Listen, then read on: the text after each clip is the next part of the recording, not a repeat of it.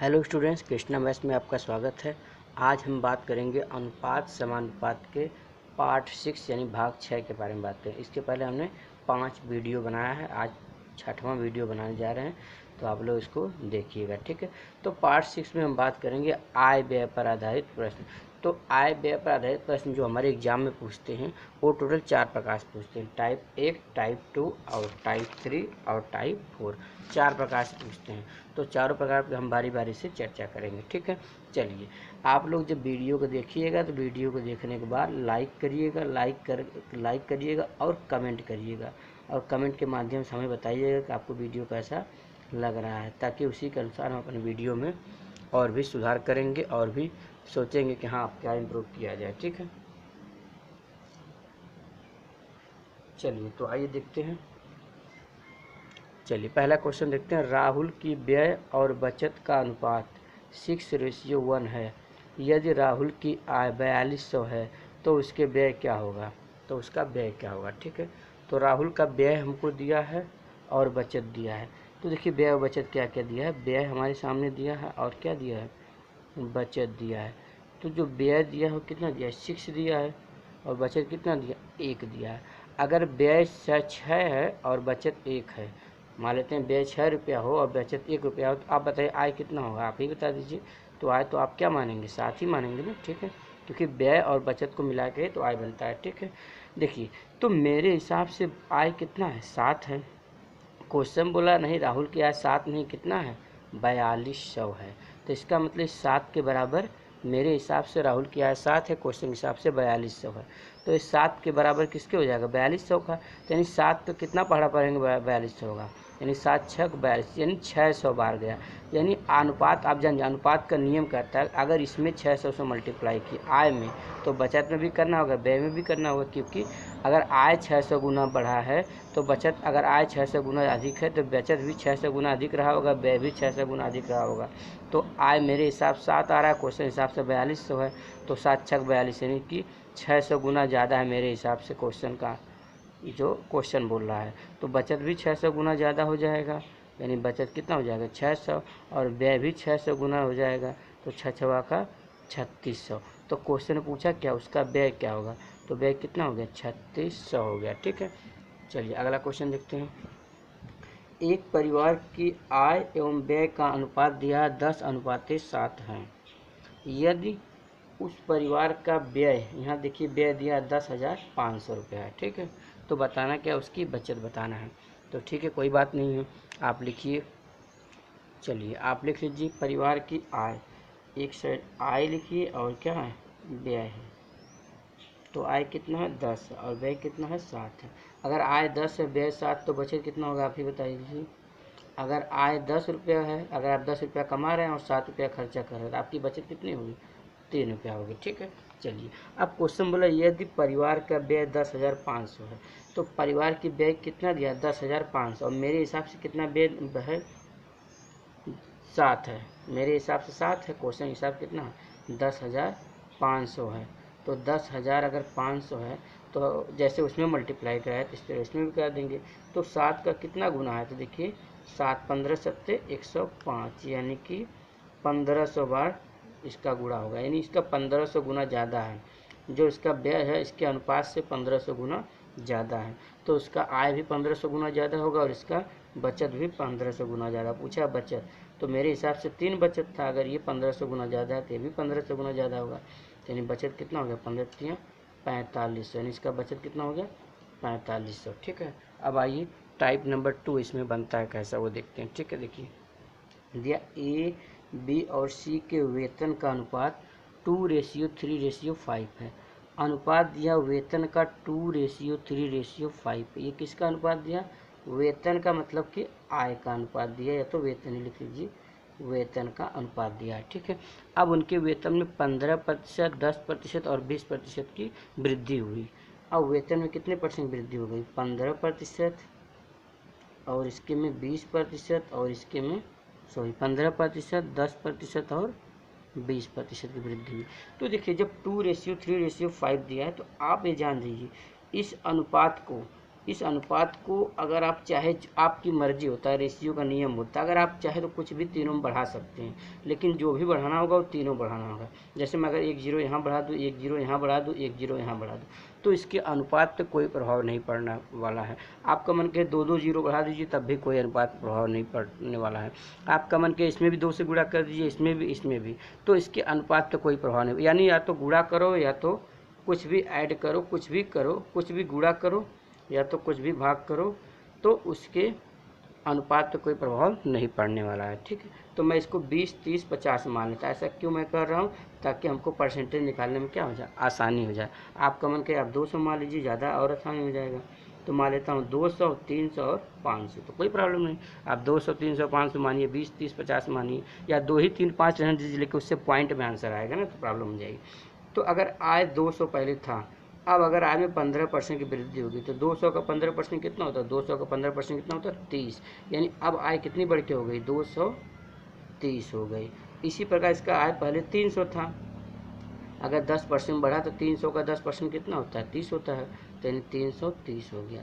इसी प्रकार ये 500 है, तो 500 का 20% कितना होगा? तो 500 का 20% आपका होगा 100। इसका मतलब 500 का 20% हो जाएगा आपका 100।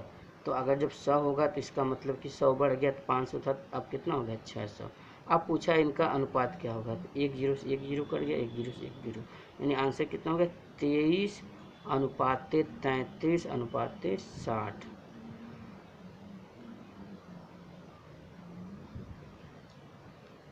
ठीक है, तो इसका अनुपात हो गया 23:33:60। ठीक है, अगला क्वेश्चन देखते हैं।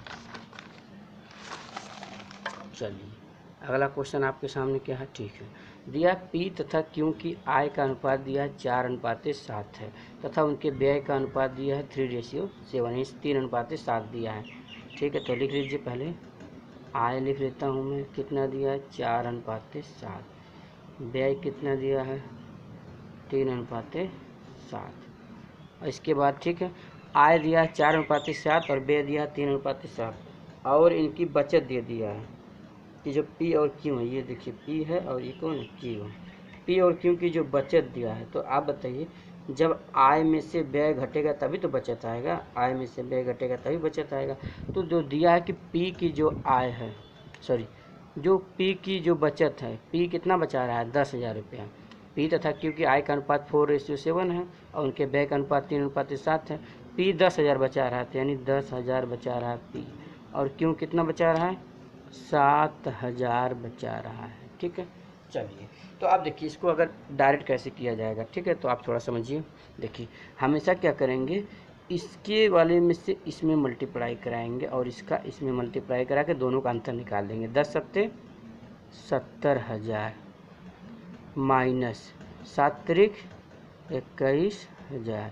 हमेशा ऐसे ही करेंगे इस टाइप क्वेश्चन में। 10 सत्ते, देखिए 7 त्रिक का 21,000 और 10 सत्ते 70 है, 70,000 माइनस 21,000।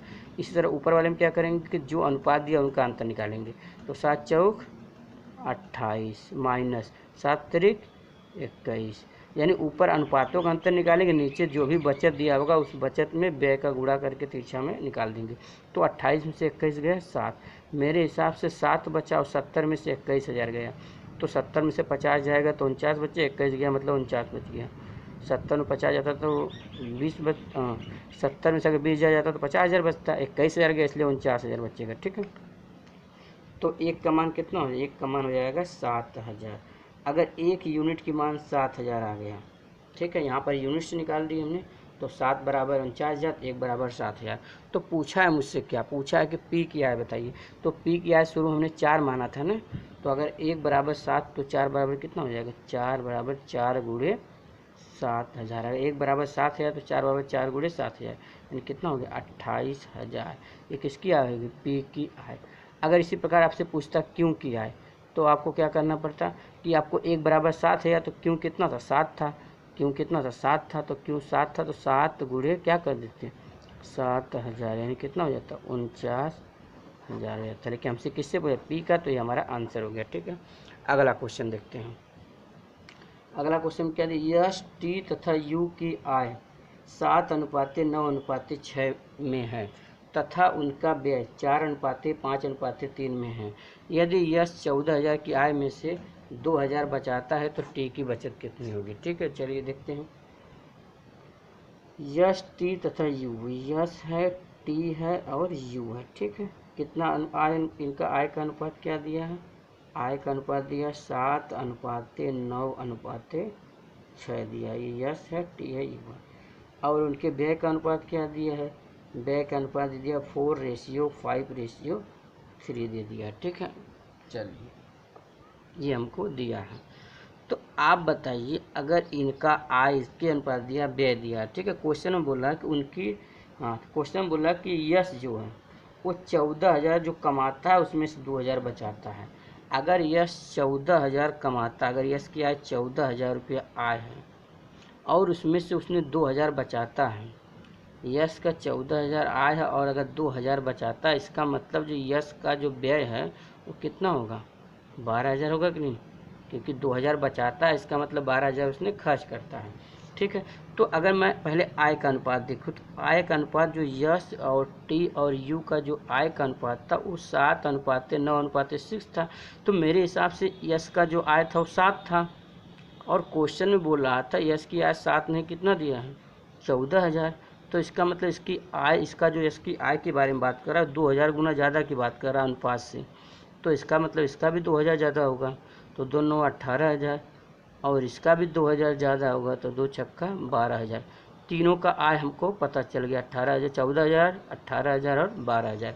अब इसकी व्यय की बात करें तो देखिए यश का हमने व्यय क्यों निकाला ये बताइए, क्योंकि व्यय का अनुपात हमको दिया था ना कि बचत का, तो बचत 2,000 खर्च 2,000 बचाता है, इसका मतलब 14,000 हमसे 2,000 बचाता है, मतलब 12,000 खर्च करता है। अगर यश 12,000 खर्च करता है तो इसका मतलब इसका 3 गुना ज़्यादा खर्च कर रहा है, अनुपात से अपने 3 गुना ज़्यादा खर्चा कर रहा है। तो ये भी 3 गुना ज़्यादा खर्चा करेंगे, क्योंकि अनुपात का नियम था, अगर इसमें गुणा करेंगे तो इसमें भी करेंगे। तो ये 15,000 खर्चा करेगा और ये कितना करेगा, ये 9,000 खर्चा करेगा। तो पूछा है टी की बचत बताइए, टी की बचत बताइए। तो बताइए टी की, पहले बताइए टी की बचत पूछा है ना, तो टी की आय कितनी थी, टी की आय कितनी थी 18,000 और टी की आय कितनी, टी की आय में से टी की बचत घटाएंगे, तो टी की आय में से अगर हम टी की बचत, टी की आय में से टी की व्यय घटा दें, टी की व्यय घटा दें तो आपको पता चल जाएगा नहीं टी की बचत कितना होगा। अगर मैं टी की आय में से टी की आय में से टी का व्यय घटाऊँ, टी की बचत पता चल जाएगा। तो बस आसानी से टी की आय कितनी थी, टी की आय थी आपके सामने 18,000, तो 18,000 में से आपने 18,000 में से टी का जो व्यय था, यहाँ पर देखिए हमने व्यय निकाला है, टी का व्यय कितना है 15,000 घटा दीजिए, तो टी की बचत कितना हो जाएगा 3,000। तो टी की बचत निकालना था हमको, देखिए यहाँ पर टी की बचत निकालना था, तो टी की बचत के लिए क्या कर दिया हमने, टी की आय में से टी का व्यय घटा दिया, तो यानी बचत कितना हो गया 3,000, यानी टी कितना बचाता है 3,000 बचाता है। ठीक है, चलिए अब आते हैं नेक्स्ट टाइप पे। तो देखते हैं नेक्स्ट टाइप कैसा क्वेश्चन बनेगा। चलिए नेक्स्ट टाइप जो आपके एग्जाम में क्वेश्चन बनेगा वो बनेगा जोड़ और घटाव पर आधारित प्रश्न। तो आइए देखते हैं जोड़ घटाव पर आधारित प्रश्न कैसा बनता है अनुपात समानुपात में। तो देखिए इसमें 3 टाइप बनते हैं, टाइप 1, टाइप 2, टाइप 3। तो समझते हैं तीनों टाइप। तो टाइप पहले में क्या बनेगा, जब अनुपात का अंतर समान हो। देखिए क्वेश्चन क्या है, दो संख्याओं का अनुपात 5:6 है, तो दो संख्याओं का अनुपात कितना 5:6 है। यदि दोनों संख्याओं में 6 जोड़ दिया जाए तो यह अनुपात कितना हो जाता है 7:8 हो जाता है। तो देखिए जो मैंने कहा था जब अनुपात का अंतर समान, इसका मतलब क्या, देखिए यहाँ पर अंतर समान है कि नहीं, 6 और 6 में कितना जोड़ा जाएगा 8 होगा 2, और 5 में कितना जोड़ा जाएगा 7 होगा 2, यानी दोनों में अंतर समान है। देखिए यहाँ भी 2 का अंतर है, यहाँ भी 2 का अंतर है। तो हमने कहा था जब अनुपात का अंतर समान हो, ठीक है, पहला टाइप बनेगा। देखिए अंतर कितना समान है, तो क्वेश्चन बोला दोनों संख्याओं का अंतर 5:6 है, यदि दोनों में 6 जोड़ दिया जाए तो अनुपात 7:8 हो जा रहा है। लेकिन जब मैं देख रहा हूँ कि दोनों में 6 नहीं, कितना जोड़ा जा रहा है 2 जोड़ा जा रहा है, यहाँ भी 2 जोड़ा जा रहा है, यहाँ जोड़ा, मेरे हिसाब से 2 जोड़ा जा रहा है। क्वेश्चन बोला 2 नहीं, कितना जोड़ा जा रहा है संख्याओं में 6 जोड़ा जा रहा है। देखिए 5 2 7 6 2 8, मेरे हिसाब से दोनों में कितना जोड़ा जा रहा है 2 जोड़ा जा रहा है। क्वेश्चन बोला नहीं प्रत्येक संख्या में कितना जोड़ा जा रहा है छः छः जोड़ा जा रहा है। इस यानी इस 2 का मान किसके बराबर है, 6 का। तो 2 बराबर 6, तो 1 बराबर कितना हो जाएगा, 3 हो जाएगा। तो पूछा हुई संख्याएं बताइए। संख्या हमने क्या माना था, 5 और 6 माना था। तो अगर 1 बराबर 3 तो 5 और 6 संख्याएं माने थे। तो 1 बराबर 3 तो 5 बराबर कितना हो जाएगा, 5 3 15, और ये 6 बराबर 6 3 18। संख्याएँ कितनी होगी, 15 और 18 हो गई। ठीक है। तो देखिए फिर से अगर समझना चाहे समझ लीजिए। देखिए 5:6 था, 7:8 कितना जोड़ा गया, 2 2 जोड़ा गया। मेरे हिसाब से दोनों में 2 जोड़ा गया, क्वेश्चन हिसाब से नहीं। 6 जोड़ा गया, 2 बराबर 6 तो 1 बराबर 3, तो 5 बराबर 15, 6 बराबर 18। लेकिन इसमें क्या था, दोनों जब अनुपात का अंतर समान, यहाँ पर देखिए अंतर दोनों समान था, दोनों में 2 2 जोड़ा गया था। लेकिन देखिए अगले वाले टाइप में क्या हो गया कि देखिए जब अनुपात का अंतर समान ना हो, ठीक है, इसमें यानी कि अब क्या होगा, अंतर समान है। वो देखिए दिया है ना कि 2 संख्याओं का अनुपात 2:3 है। यदि प्रत्येक संख्या में 4 जोड़ दे तो उनका अनुपात कितना हो जा रहा है, 5:7 हो जा रहा है। तो देखिए क्वेश्चन में क्या बोला कि दोनों में कितना ऐड किया गया है, 4 जोड़ा गया है। जैसे यहाँ पर कह रहा था 6 जोड़ा गया है, तो हमने मेरे हिसाब से 2, तो 2 बराबर 6 मान लिए थे। यहाँ पर कह रहा है दोनों संख्याओं में 4 जोड़ा गया है, और मैं देखूँ तो यहाँ पर कितना जोड़ा जा रहा है, 3, और यहाँ पर कितना जोड़ा जा रहा है, 4। देखिए यहाँ पर 3 जोड़ा जा रहा है, यहाँ पर 4। अंतर समान है, नहीं है। इसमें अंतर समान था तो उसी के बराबर हमने 6 कर लिया था। यहाँ पर अंतर समान नहीं तो उसी के बराबर नहीं कर सकते। तो फिर इसके लिए क्या करना पड़ेगा, तो इसके लिए पहले इसको समान बनाना पड़ेगा। तो समान बनाने के लिए क्या करना पड़ेगा, नीचे वाले का अंतर में ऊपर दोनों में गुणा कर देंगे। तो 7 में से 5 गया 2, इसका अंतर हो गया 2। इस अंतर का दोनों मल्टीप्लाई कराएंगे, 2 दूनी 4 और 2 3 6। इसी तरह ऊपर वाले का अंतर में नीचे गुणा कराएंगे, 3 में 2 गया 1, 1 5 5, 1 7 7। ऐसा मैंने क्यों किया, ऐसा इसलिए किया ताकि इसका अंतर क्या हो जाए, समान हो जाए। तो अब देखिए अंतर समान होगा नहीं, 4 में 1 जोड़ेंगे 5, 6 में 1 जोड़ेंगे 7, यानी यहाँ पर देखिए अंतर समान हो गया। तो मेरे हिसाब से दोनों में कितना जोड़ा जा रहा है, यहाँ पर 1 जोड़ा जा रहा है। और क्वेश्चन बोला नहीं दोनों में कितना जोड़ा गया है, प्रत्येक में 4 जोड़ा गया, 1 बराबर 4। तो पूछा वो संख्याएं क्या होगी, तो वही संख्याएं बदल के 4 6 हो गई है ना। तो वही संख्याएं 4 और 6 हो गई। तो 1 बराबर 4, तो 4 बराबर 16, और 6 बराबर 6 चौक को 24। तो वही संख्याएं क्या हो गई, 16 और 24 हो गई वही संख्याएं, यानी वही हमारे आंसर हो गए। ठीक है। तो देखिए कभी एग्जाम में ना अगर इस टाइप का क्वेश्चन आए तो आप एक चीज़ बात जान लीजिए कि अगर यहाँ पर जहाँ जोड़ा जाए बोला है, यहाँ अगर घटाया जब भी आएगा तभी इसी तरह लगाएंगे। ठीक है। बस वहाँ पर क्या होगा, जब घटाया जाएगा कहेगा तो यहाँ जो हम 2 2 जोड़ रहे थे, यहाँ 2 2 घटा के दे देगा। इसे यहाँ पर 5 7 दिया था तो यहाँ पर 3 दे देगा, यहाँ 6 दिया तो यहाँ 4 दे देगा। ठीक है। तो आपको उसकी टेंशन लेने की जरूरत नहीं। अगर यहाँ पर दे दिया 6 जोड़ दिया जाए तो अनुपात ही हो जाता। अगर यहाँ पर कहता 6 घटा दिया जाए तो यहाँ पर आपका कितना देता, यहाँ पर देता 3 और 4 देता अनुपात। ठीक है। तो चाहे जोड़ना बोले चाहे घटाना बोले आप इसी माध्यम से लगा लेंगे। ठीक है। इसीलिए मैं घटाना वाला सवाल इसमें नहीं दिया हूँ। आप अपने बुक से प्रैक्टिस कर लीजिए। जिसको नहीं भी आएगा वो क्या करेगा, मेरे व्हाट्सएप पर क्वेश्चन सेंड कर देगा। ठीक है।